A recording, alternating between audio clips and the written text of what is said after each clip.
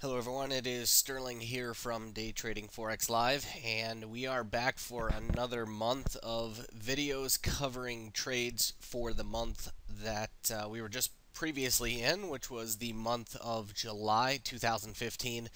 If you follow this site, or if you're a part of our free email list, you have gotten the last 2 months as I started doing these monthly reviews at the request of some of the members and non-members, and I may continue to do them. I may not. I'm not sure. I know a lot of people like them, but it is a fair bit of work to accumulate all this, especially when, as a member, you have access to this information anyways. But anyways, the point of these videos, just to stress this, especially if you haven't seen these videos, um, you're going to want to listen to this first part. If you have, well, at the beginning of this video I told you where you can skip to if you don't want to hear the intro to this video. But basically, everything, any trade that we've taken, it's very important to understand that there's a very defined way that we select these levels. In fact, 90+% of these levels will have been pre-selected about at least 2-3 hours in advance. Every night for the members I do a video review. So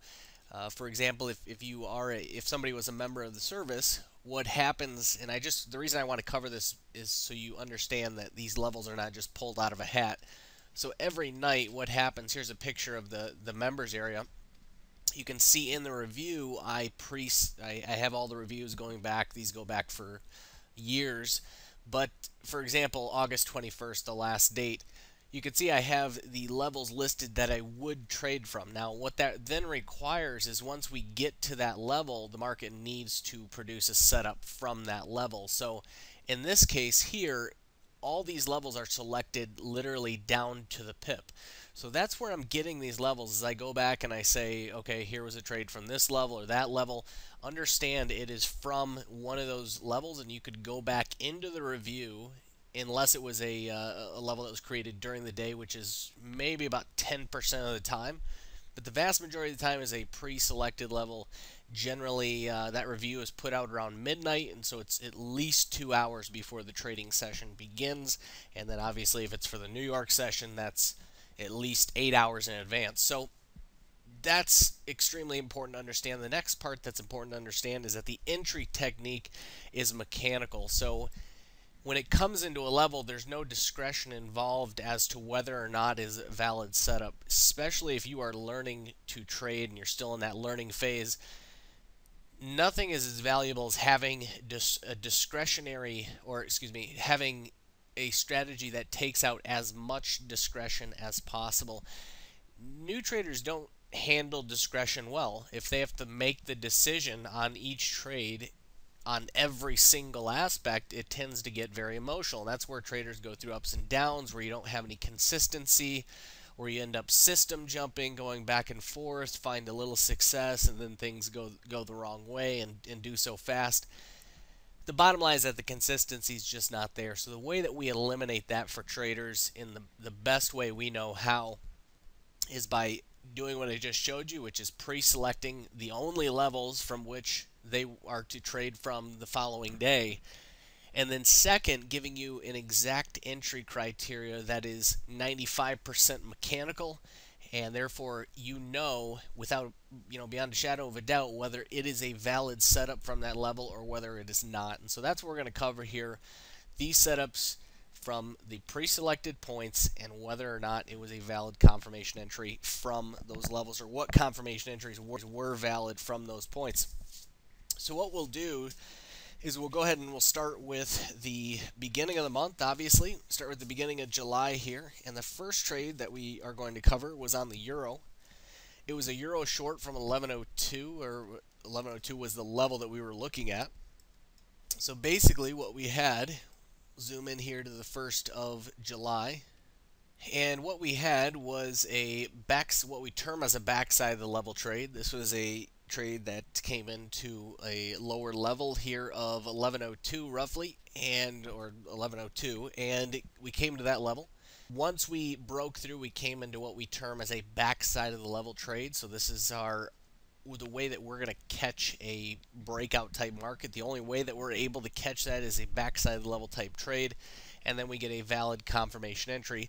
I'm not going to cover selection of manipulation points, why they were selected. I'm not going to cover the confirmation entry in this video. I do have some videos that touch on the confirmation entry on the front end of the site, but I do not have anything that discusses selection of manipulation points on the front end of the site.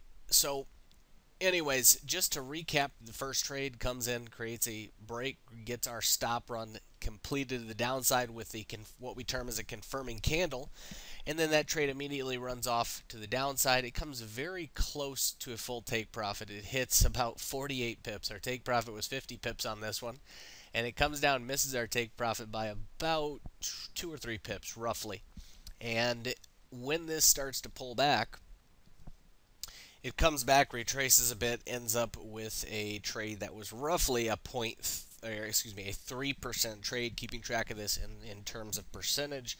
And the reason being is that some of our stops are 20, some are 25 based on our entry criteria. So 3% trade there overall on the euro. All right, so we'll continue on here with the next trade setup. The next trade setup was the following day, and it was a pound short. It was on, again, the 2nd of July, so we'll go over to July the 2nd. Pound short that we had, the level that we were trading from was 56.20. That was our one of our pre-selected points that day, and ultimately what we had, if we come back into this level, zoom over here, we get a break of this upper manipulation point. We get a confirmation down here finally, and this ends up being the 5th candle that creates the pullback.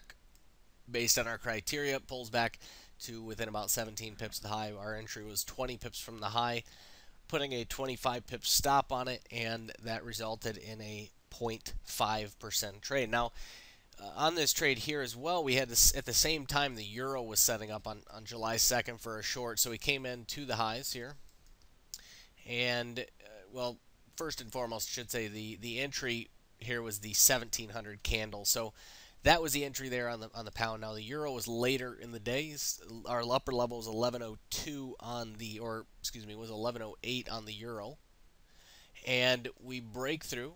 Okay, so we break through. We get our confirmation of the downside, and then we produce the pullback. Ultimately, this trade from where the entry would have been, the entry was immediately the open of that next candle, based on the criteria for our confirmation entry, and the result would have been somewhere around 15 pips in this case, with or 15, 17, somewhere in that area, with a 20 pip stop, give or take a few pips, right around 2%, with an initial 2% risk being 20 pips.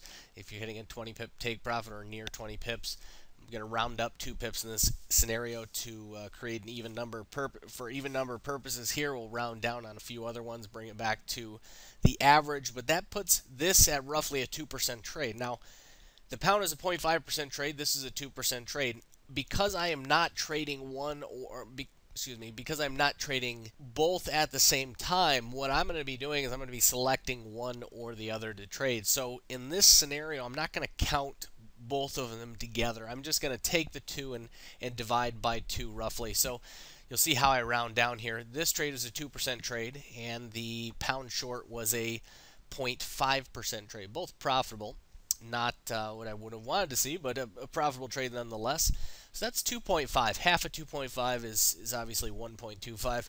I'm just going to round this down for for keeping track, that is, and we'll call this a 1% trade overall between the two. Again, not gonna combine them. We'll just call it 1% on those two pairs. Technically, it is higher than that, but just to again round down. So 1% on those trades. That brings us to a total of 4% on the month at that time after this second trade, whether you took the or would be the third trade technically, but whether you took the pound or the euro short. Next day was the next trade. It was a euro short again. The level that we were working from was 1108. Once again, we came in to the level, we confirmed down, and the confirming candle here at the close, that's where the entry would have been taken. Never pulled back enough to stop you out, and then ultimately came down, and at the start of the New York session, what we do is we move to break even or close the trade out. In this case, if you move to break even right there, on the pullback, you would have more than likely been tagged break even. If you didn't get tagged break even there, well, it didn't run down enough to hit a take profit, would have came back and tagged you break even there. And that was technically the fourth trade that we have here. Remember yesterday, although we're only counting it as one, there were two separate trades there. So technically the fourth trade here, still at 4% overall in the month.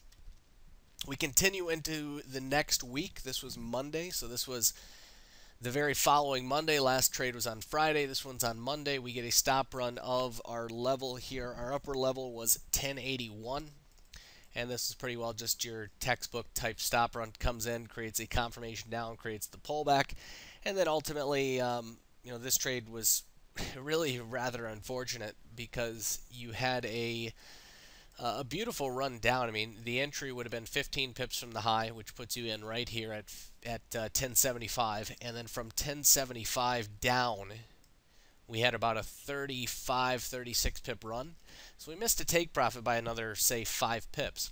Now, from 37 to where we would have closed this, which is at 5 p.m., you're up only about 20 pips at 5 p.m. So a few pips away from taking this from a 2% trade all the way up to a 4% trade on the day overall here. So a little unfortunate, but we'll take it, and that brings us from a total of 4% up to 6% total at this time. So continuing forward, next two trades are both on the euro. This is on the 8th, so we skip a day, we go over to the 8th. And we had a short setup, first short setup at 1037. So here's 1037. We'll drag our level up. That was the level. We came in, we created a stop run, created a confirmation down, had all the pullback that you would have wanted. As you can see, no real follow through. We hit enough to get the stop to break even. Otherwise, the stop is moved to break even at the start of the New York session. And the trade gets hit break even, still at 6% overall, and that was our sixth trade there on the month. Now we go into the next setup. This was from 1181. This was a level that we had previously. We've actually taken other trades off this going back, and we had another stop run confirmation, all the pullback that we would have wanted. And in this scenario, we had news coming out at 2 a.m. It was an FOMC day, so we don't carry into news that is capable of spiking the market more than 15 pips. And this trade at the close, here's the 2 o'clock candle right here. We're closing out prior to that, and that was a nice bonus for us because it allowed us to take the 2.5% off that trade. Had we carried into the news would have came back up, tagged us at break even. So 2.5% on that trade, and that brings us up to a total of 8.5% on the month at this time. So nice little start to the month, only 8 days in, up 8.5%. Not a bad start at all. We continue on to the 9th. The 9th here, we'll go over to the very next day. This is the euro. So we come into a level 1108. We get the level here was 1116. Was up a little bit higher. So we come in, we get a stop run, we get a confirmation of the downside. Now at this time, the confirming candle is about 32 pips away when it closes. So it only pulls back to about 20.6 pips from the high. Some of you did create enough of a pullback there to initiate the trade. The only time there will be discrepancies is when you're within, say, half a pip or less of, maybe the confirming candle is just barely confirming, or the stop run candle breaks by 3.1 pips, but for other people it only breaks by 2.9. We require a 3 pip minimum on the break. So in that scenario where you're that close, there will be some discrepancy from time to time. That's the only thing that could create a difference between one trader or another. In this case, that did make a difference, and so ultimately if you hit the entry, that would have been a 4% trade, very immediate take profit. On the pullback, you would have pretty much pegged the high, and then it ran off to the downside about 77 pips, well over the take profit. For those of you that just missed on the take profit, obviously it would have been a no trade. So let's touch on the pound here as well before we get too far into adding that trade up. Now we're looking at the pound. This is again the 9th of July, same day. We had a level at 54.16, so that was a level right up here. We get our break of that level, we get a confirmation back to the downside, and then we have the pullback here. Now the pullback on this candle gets to well within the target area, so you would have easily hit your entry here, and then the close for that trade would have been a 2% close because we had some news coming out. Ultimately, from where the entry was to where the close would have been, you would have been up somewhere around that 20 pip mark, and ultimately, with the close there on the day, would have been a 2% trade. So worst case scenario here would have been a 2% trade. Best case scenario would have been a 4% trade. I'm going to go with the minimum here. So I'm not going to mark it up and count both of these trades together. I will count them as two separate trades, obviously, but I'm not going to call it 6%. 4% plus the 2% on this one. Remember, I only select one or the other. In this case, just to keep numbers as low as possible and go with as absolute conservative number as possible, I'm just going to call it 2% and go with what you had here on the pound. So that is between those two trades, that was the 8th and the 9th trade, and that takes us from 8.5% on the month up to 10.5% on the month. Now, if we go to the New York session this day for the Euro, we came very close to a setup here. Had another level, came back up, confirmed down. Unfortunately, the pullback here, and I was happy to see a lot of members catching this trade, but for me, I was getting a little bit greedy with the pullback, and it was right on the borderline of going to that wider stop. Some of you did. If you did, well, that's great. You hit your take profit, or you hit your entry, and you would have hit a full take profit. That's great. I didn't personally, and because it just doesn't hit the actual rules of a confirmation entry on the pullback, I'm not going to count that as a trade. And so we still have 9 trades, and we still only have 10.5% on the month total. And we continue on here to the next trading day, which was the 10th. So we go over to the 10th, and the 10th Euro short. Euro short here was trade from 11.16. So here's 11.16. This was the level. I'm going to get rid of a few of these points. So here's our trade from 11.16. We get a stop run confirmation down. You get a push here, and this was a push that was down about, say from where the entry would have been close to the 40 pip mark, not quite there. This was a no trade from a few different aspects. Some of you would have hit a take profit possibly. But this was a more aggressive level, and again, to go with the the most conservative number, I'm just going to count that as a no trade scenario, as it was further out on whether you guys would have caught that trade or not. So I'm going to be as conservative as possible. Again, call that a no trade scenario. Next trade was on the 16th of July, so we skip forward here a few days. Skip forward to the 16th of July, another short. Seems like we had a lot of short opportunities this month. That was from 09.14, so our level here was again 09.14. And we get a break of that level.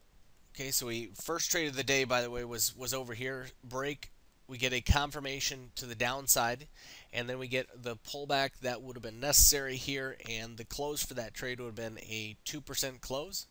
So there was some news coming out this day. Unfortunately, there was news coming out because the news kept us from holding that trade, and it keeps us from holding that trade into what would have been a full take profit for anybody that was holding that position. So at 10.5% total on the month, we add that 2.5% to it, and we're sitting on 12.5% there on the month. Now, later in the day, we had a same short from the same level. We get a break. We get a confirmation of the downside. We get a pullback here, pulls back to within about 17 pips of the high, which was which was plenty deep enough from where our entry was, which was 20 pips from the high. And 20 pips from the high puts us in at the 0905 mark roughly. And so from 0905, give or take, a pip or two, depending on your exact entry, our close was somewhere right around that 35 pip mark, roughly 2.5%. And so that takes us from 12.5 on the month up to 15% on the month after that trade, which would have been the 11th trade there. And then we had another trade on the pound. So the pound trade was on the 16th, same day, a lot of trades this day.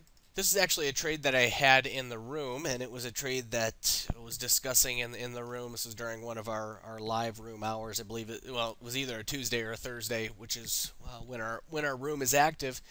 And so the market had come down just prior to the room starting, gave a confirmation. The pullback was occurring as we were coming into the room, pulled back, gave the entry, ran up, hit a take profit by roughly about a pip or two.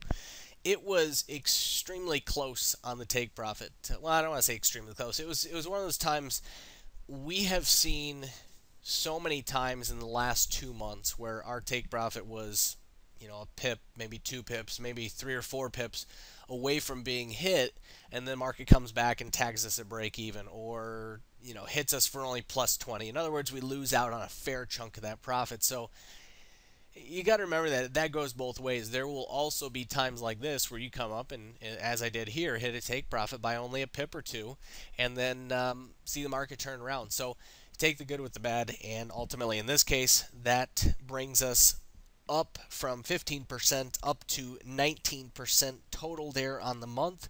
Just a great day on the 16th, definitely. It was nice to see the trades separated. So we didn't have one competing with the other. We had the trades separated, and ultimately ended up with a great day there overall, and actually a total for a 9% day, or excuse me, a 8.5% day, I should say. Next trade came on the 17th. Okay, so we go to the 17th. This is a pound short on the 17th, and I'm trying to go quick through these trades so I don't bore you guys to death. 56.65. 56.65's up here. We come into 56.65. This was kind of a kick in the pants for me because I know a lot of you guys, it was about a 50-50 hit on this one.